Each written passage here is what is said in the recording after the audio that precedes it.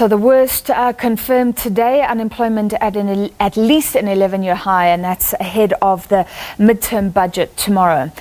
Some good news, the price at the pumps is set to come down in November. The Automobile Association anticipates a petrol price drop of between 8 and 18 cents per litre for fuel.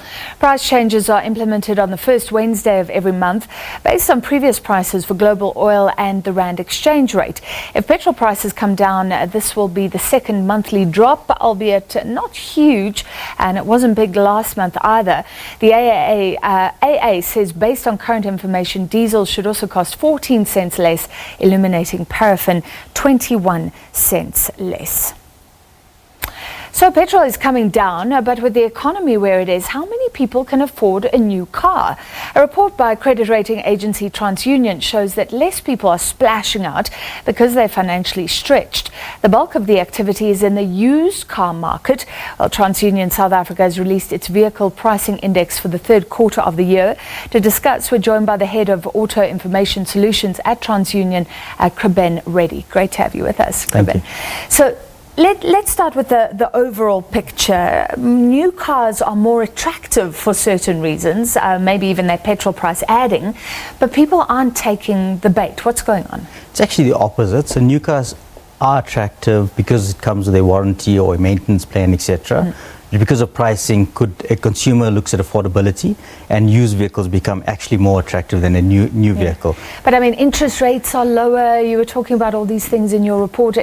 New car inflation hasn't been going up that much, but people aren't buying. So it's a challenge. It's almost counterintuitive, right? From a pricing perspective, new vehicles and used vehicles are probably the lowest they've been since a few quarters. New vehicles in particular is well below CPI for the last 2 consecutive years. The challenge is, though, there's all these other factors that are actually affecting a consumer's wallet. So interest rates might have come down, but they weren't a high much, before the actual drop in July. Petrol prices are quite volatile. So from a pricing perspective, it seems that consumers are in a better position, but I think consumers are being more wary, watching their wallet. And if we just look at the credit landscape as an example, in South Africa, there's probably around 25 million credit active consumers, although 11 million of those are actually credit impaired. So they've got either a judgment or a default, etc. And if you consider that the bulk of vehicles that are sold in the country are actually financed, a consumer's ability or inability to get credit to actually purchase a vehicle is what affects them also from entering the buying cycle. Are the banks very careful right now in terms of lending for things like cars? Yeah, so they're definitely more careful. There's a fair amount of risk involved with the purchase of a vehicle or the lending against a vehicle. One, it's a depreciating asset. Two, the general economic factors are strained. And if you look again also from a bank perspective, what we're seeing is, if we go back over the last 18 months as an example, one of the concerning metrics actually is the delinquency rates. So this is a consumer that could be 3 months or plus in arrears, or has come to the end of their term and there might be a balance to be paid, and they just can't afford to settle the account and pay it. This is particular with VAF accounts, and that's starting to rise. In fact, over the last 18 months, it's probably risen by 1% more delinquency. So South Africans basically are getting themselves into trouble spending too much on cars. That's the moral of the story. Look, they're getting themselves into trouble, but again, if you want to enter the market, I think the message we say to consumers is that they've got to consider the total cost of ownership, make sure the vehicle's fit for purpose, make sure affordability levels are right, and then enter into the market. Yeah.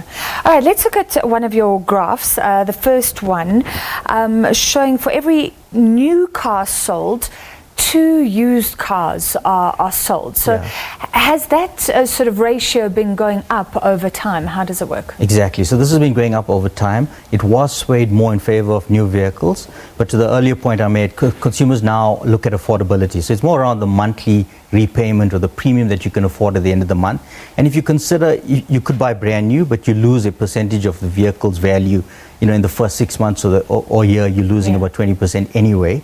And if you buy a 1-year-old or a demo, you have the service plan or the warranty still intact. You're going to get it at a much more reduced price. So when you start to compare the two, and you consider that the used vehicle pricing is almost at 1% year on year. That's almost the increase around used vehicle pricing.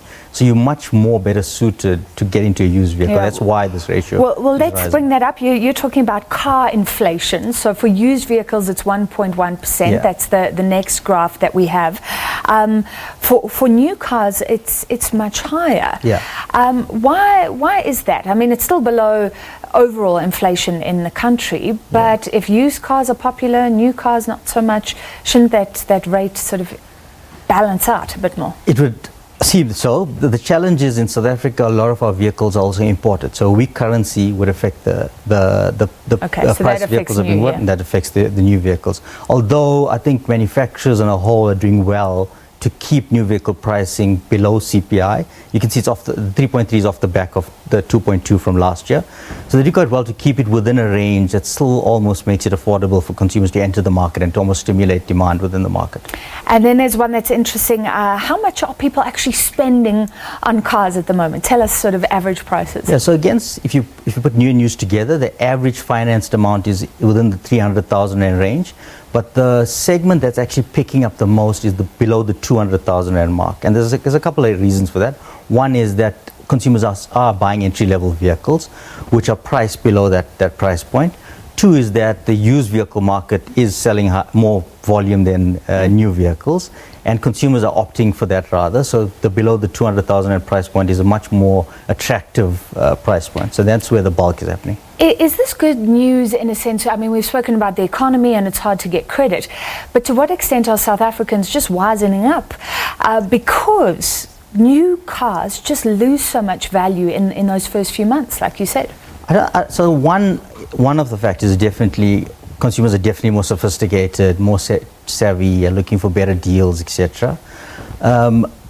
But it's not so much that they wisening up around the depreciation. I think depreciation of vehicles have always been there, but that's why they're also entering in on the used space rather than new. So they're wising up to the fact that you actually can get the saving. The vehicle that you're buying, if it's a 1-year-old or a demo, you've still got the manufacturer's warranty, you've still got a service plan, and that'll still be intact for the following year, 2 years or 3 years.